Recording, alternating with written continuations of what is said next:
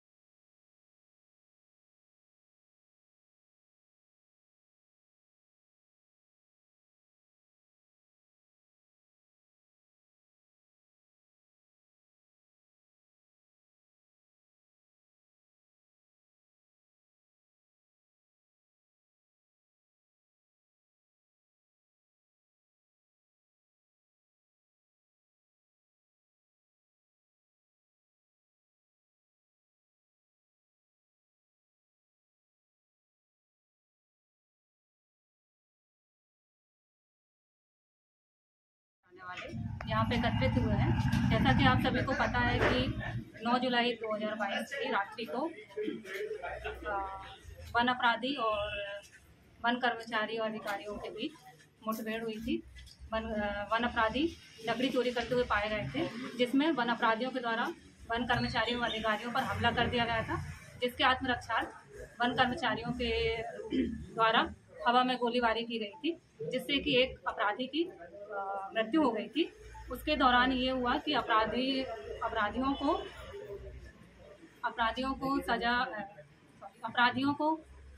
25 लाख का मुआवजा दिया गया और उनको सरकारी नौकरी देने के लिए सरकार के द्वारा कहा गया, और वन कर्मचारियों के खिलाफ FIR दर्ज करके उनको गिरफ्तार किया गया है।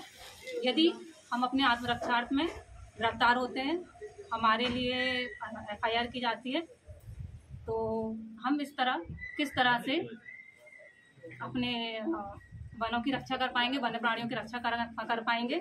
हमें जो हथियार दिए गए हैं उनको इस्तेमाल करने का हमें कोई अधिकार नहीं दिया गया है, कोई पावर नहीं दिया गया है। तो हम इस तरह के हथियारों को अपने पास 100 पीस की तरह नहीं रखना चाहेंगे, और पूरे प्रदेश स्तर पर कर्मचारी संघ, वन्य प्राणी संघ और रेंजर एसोसिएशन के द्वारा इस सामूहिक निर्णय लेते हुए हम सभी अपने अपने वन मंडलों में हमें जो आत्मरक्षार्थ आग्नेय शस्त्र दिए गए थे उनको जमा करने के लिए यहाँ पे एकत्रित हुए हैं। पूर्व में हुई 9 अगस्त की घटना जो है वो मध्य प्रदेश के किस जिले में हुई थी और क्या थी घटना? विदिशा वन मंडल के अंतर्गत आने वाले लटेरी वन परिक्षेत्र के अंतर्गत यह घटना हुई थी।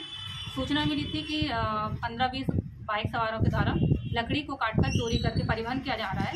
उसके दौरान तुरंत संबंधित वन परिक्षेत्र अधिकारी के द्वारा अपनी टीम को लेकर उस तरफ रवाना हुए, और जब उन्होंने पाया कि वो लकड़ी चोरी करके भाग रहे हैं, तो वन कर्मचारियों को वन अपराधियों के द्वारा घेर लिया गया और उन पर पत्थरबाजी की गई, हमला किया गया।